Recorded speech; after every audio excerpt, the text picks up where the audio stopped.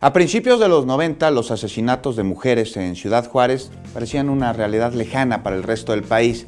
Pero el feminicidio se convirtió en la constante, con 9 mujeres muertas a diario por crímenes de odio en todo el país. El problema se torna aún peor cuando la violencia tiene como objetivo a las niñas. Y para conversar sobre esta problemática del feminicidio infantil nos acompaña esta noche la licenciada Nayeli Pérez Garrido. Ella es asesora jurídica del Observatorio Ciudadano.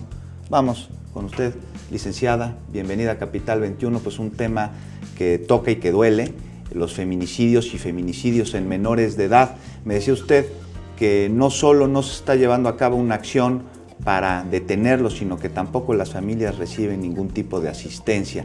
¿Qué se está haciendo en materia de feminicidio infantil en México?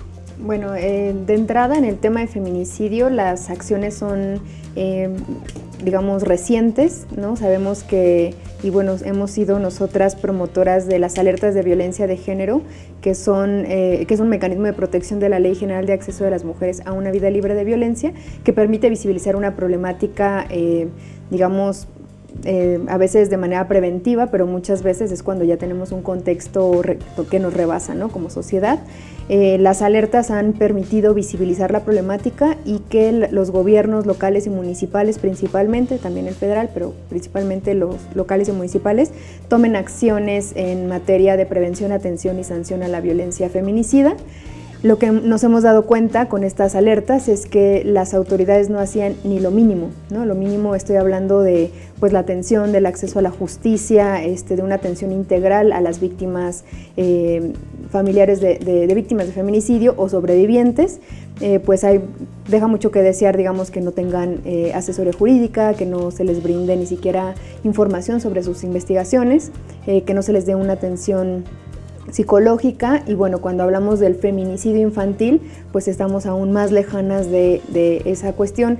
Y lo grave es que pues es una realidad dolorosa, porque en los casos de niñas víctimas de feminicidio, pues encontramos signos de extrema crueldad, ¿no? Como bueno, ahorita escuchábamos a la señora Lorena, que en el caso de su hija de 12 años, pues fue brutalmente asesinada, ¿no? Entonces, la hazaña en los cuerpos de las niñas, pues es en verdad, digamos, representa ese odio hacia las mujeres, ¿no? Y sin duda, de pronto nos volvemos ya recurrentes en ver, en familiarizarnos con los rostros como la mamá de Fátima, porque pasan y pasan los años, pasa el tiempo y la justicia no llega para ellas, y es indignante el hecho de que una mujer pierda la vida, pero cuando se trata de una niña y conocer las causas en las que murió, de verdad que preocupa mucho más, pero aún el hecho de que las autoridades no estén haciendo algo para evitarlo, ni siquiera prevenirlo, para evitarlo.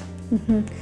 Pues es lo que decíamos, ¿no? Me parece que tenemos una deuda de décadas donde las autoridades pues no estaban haciendo ningún tipo de trabajo preventivo. O sea, me atrevo a decir, digamos, con esas palabras, porque lo que se realiza en realidad, o lo que se ha realizado, pues digamos, tiene pocos años, ¿no? La creación de leyes, de algunas políticas públicas que a veces se quedan en el papel, pero en realidad no se están atacando las causas, ni se está deteniendo el problema, por ejemplo, tan solo con la atención, ¿no? O sea, digamos, en el tema de impunidad, pues, que es el tema que trabajamos nosotras, el de acceso a la justicia, que dices, bueno, ya sucedió, es un hecho terrible, pues digamos que esperas que el gobierno, que las autoridades, las procuradurías, el Poder Judicial también, pues tengan la sensibilidad para atender estos hechos de la manera que se deben atender, o que uno esperaría que se hace de manera oficiosa, pero no es así, ¿no? O sea, las víctimas que llegan a un proceso judicial,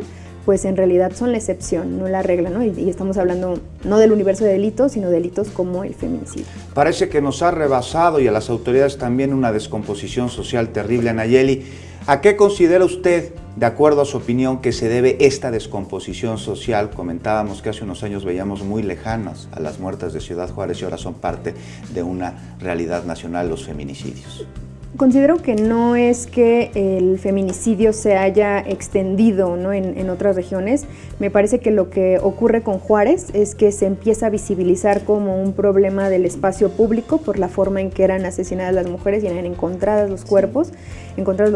Entonces, lo que hace es transgredir el espacio público, pero los feminicidios, digamos, es parte de una realidad que existe desde siempre. ¿En esta proporción, licenciada, y con esta hazaña? No, a eso voy. Justamente me parece que, claro, los feminicidios son producto de la discriminación estructural que se vive, digamos, por siglos, pero lo que sucede ahora o lo que podemos encontrar, y sobre todo en algunas regiones del país, es que se cruza con otras problemáticas u otros conflictos sociales, como es el crimen organizado, la trata de personas, digamos, las rutas migratorias, ¿no?, que la pobreza, que digamos siempre es un factor que posibilita que las personas en esta situación sean más vulnerables, ¿no?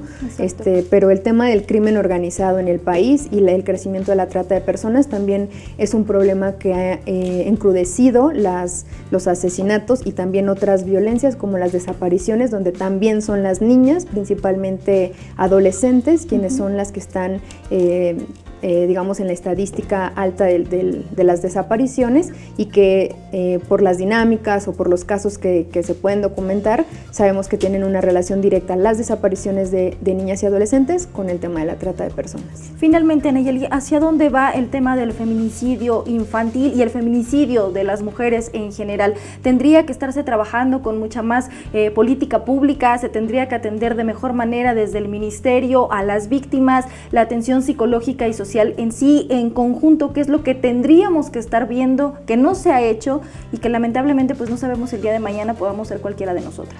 Bueno, yo creo que son diferentes rubros y ninguno es más importante que el otro, todos son fundamentales, es decir, no podemos hablar solo de prevención si no tienes justicia.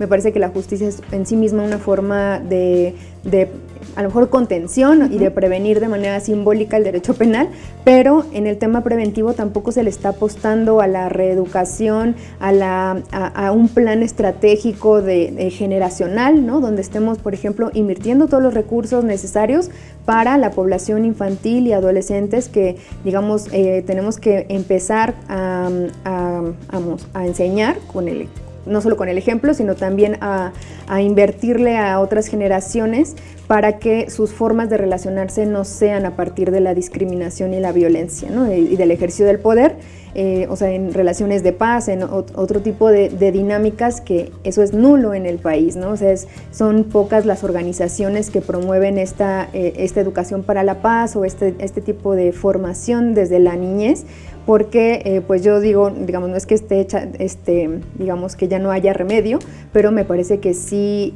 si le queremos apostar estratégicamente, justamente tendríamos que estar viendo a la niñez como digamos, como una nueva generación que tenga nuevas dinámicas y formas de relacionarse, porque lo que está en la actualidad, las formas en que nos relacionamos, y lo vemos en estos hechos, es que es una sociedad muy violenta, totalmente misógina, ¿no?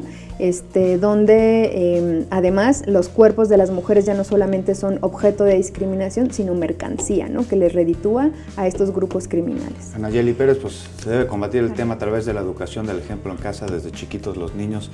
Muchísimas gracias por habernos acompañado, consejera jurídica del Observatorio Ciudadano, un gusto recibirla. Gracias. Gracias. Buenas noches.